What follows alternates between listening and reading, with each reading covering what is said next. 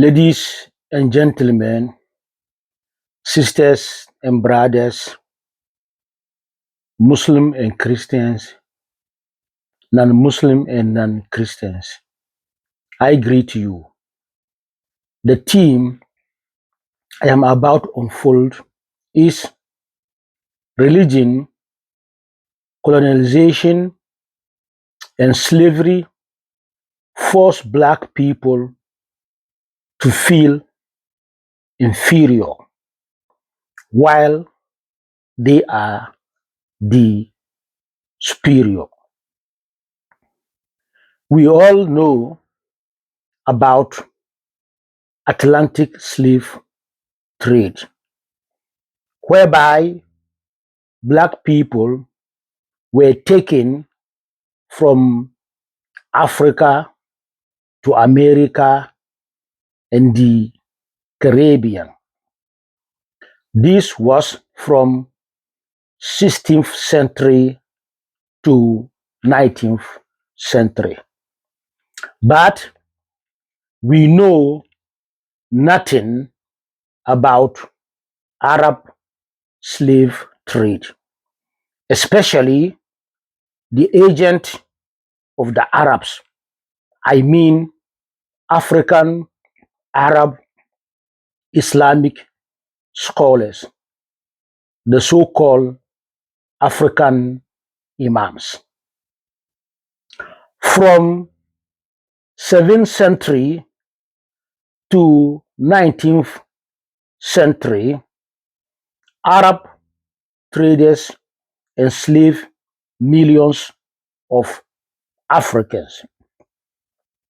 Men, women, and children were taken away to the Middle East, North Africa, India, and beyond. Many men were castrated, African men, and they were turned into eunuchs. So many African men were castrated by the Arabs because they want them to guard and guide their women, also to wash and bath their women, to the extent that they should also wash the private part of their women. Because they are castrated, they have no feelings for women. African women were forced into domestic slavery or concubine. So African women were forced into domestic slavery, and sometimes the Arab men sleep with them. They use them as sex slaves, and they also rape them. But this kind of slavery continue till today. Many African women, our sisters who go to Arab country, they were used as domestic slaves. Even some of them, they don't get their pay for almost 1 year to 2 years. And some of our sisters and mothers, their passport are seized by these Arab men, whereby they are not free to travel. So, and some of these women were raped by the children of their masters, and even the masters rape also some of our these women. And this kind of slavery is still going on in Arab countries as we speak. Unlike transatlantic slave trade, few African slaves survived or had descendant. But in Arab countries, no matter how long you live in Arab countries or you are born in Arab countries, you will never be recognized as the citizen of the country. The Arabs, when they came to Africa, they took ivory, elephant were hunted, and ivory were shipped to make luxury goods in Asia and Arab world. They took gold and then our natural resources. Finally, they brought Islam and Arab culture into Africa. The Arab slave trade lasted for 1,000 years, while transatlantic slave trade lasted for 200 years. It took lives, land, resources, and culture of African people. Black people are made to believe that we are inferior, but that is not true. There was a black man from ancient Egypt who lived 5,000 years ago by the name Imhotep. He was multi-genius. He lived 2,000 years before Socrates, who Western people gave him the father of philosophy. But this black man known as Imhotep lived 200 years before Socrates and 2,700 years before Jesus Christ. This Imhotep, the black man, was original doctor, father of medicine. He was original philosopher, father of philosophy, and he was original architecture, father of architect. He was the one who designed the first step pyramid situated in Saqqara in Egypt. Because of jealousy and lack of recognition, people try to deny the fact that the pyramid in Egypt were built by human. Because if they admit it, the accolade and the recognition will go to black people. Because of hatred against black people, a white man is being interviewed recently. This white man is of the view that Egyptians were not Africans. The interviewer told him that, but Egypt, it is in Africa. But he insists that Egyptians were not Africans. The interviewer asked him, what about white people in South Africa, the Afrikaner? Are they Africans? He said, yes. The interviewer told him that according to white scientists and white geneticists, we all come from Africa, and only a black race can give birth to white race, but a white race can never give birth to a black race. And according to the interviewer, And according to science, Africa is the birthplace of all mankind because the oldest human fossil was discovered in Ethiopia. They give her the name Lucy, and she lived 4 million years ago. Still, this man said it was a consensus. He is trying to disprove science because he wants to uphold to the status quo and the illusion and the delusion of white superiority. If I am a white race, I will be proud of this man because with this kind of delusional thinking, we will protect our feeling of superiority. Had it been that we Africans are telling the truth about our heroes, you will not be feeling inferior.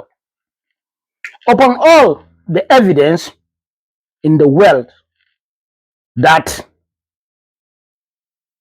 we are those who invented everything and the rest discover it and improve upon it, we were made to believe that we did not contribute to the civilization of mankind. Because scientists could not fathom how our forefathers built the pyramid, they attributed it to the aliens, that it was aliens who built the pyramid. While they know the truth, they could see on the wall and also archaeological findings. The black people are those who built the pyramid. The first step pyramid in Saqqara in Egypt was designed by Imhotep, and he was a black man 5,000 years ago. Imhotep was a master builder, was a scholar, was a scientist, and father of all philosophers in this world. The step pyramid is in Saqqara. This is an African name because his blessed memory, the former president of Burkina Faso, was also called Sankara. Is it coincidence?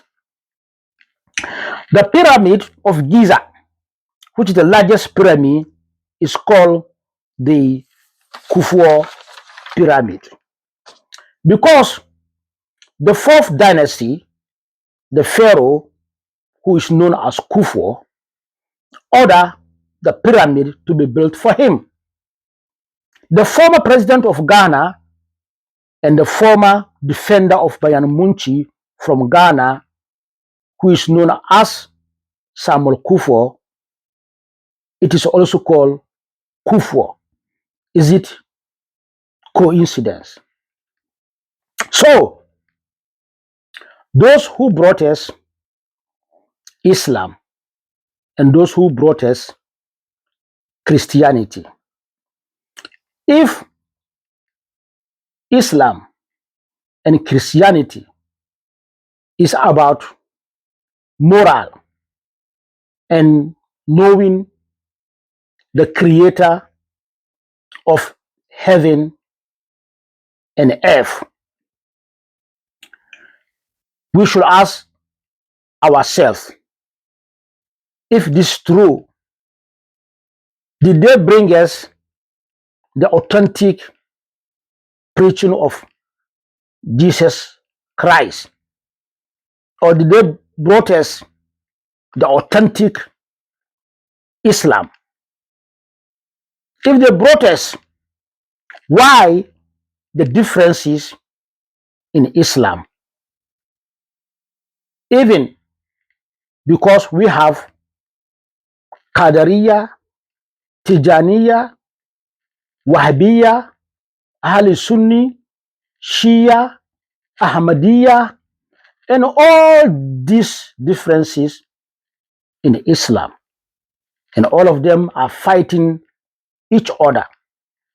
And even according to survey, 90% of Muslims did not understand the Quran, because understanding is different from reading and translating. If 90% of Muslims didn't understand Quran, only 10% understand Quran. That means that the 10% are the Arabs, and we Africans, we are just beating about the bush. If Christians are those who bring us Christianity and they partake in slavery and in colonization, how can they bring us authentic Christianity, which is the preaching of our Lord Jesus Christ? So we Africans, we have to think properly, because what we know, the creator of heaven and earth does not discriminate. That's why he gave us a son. It doesn't matter who you are, and everybody use the sun for his life or his living. The same applies to moon, stars. The creator of heaven and earth does not discriminate. He gives us access to all human beings. So if the creator of heaven and earth is the one who gives us Islam and the Christianity, why the differences? Even recently, there is a argument going on between Tijaniya and Wahhabiya. They are trying to fight each other and to see who is on the good path and who understand Islam. Instead of to argue how could they help Africans maybe to eradicate poverty, also to create job for our youth, to eradicate drug menace in our community, to help our youth who are drug addicts. They are arguing about who understand Islam better. And this argument will not help us at all, and has no added value. It is time we African, we wake up from our slumber and try to streamline our way of life. Thank you.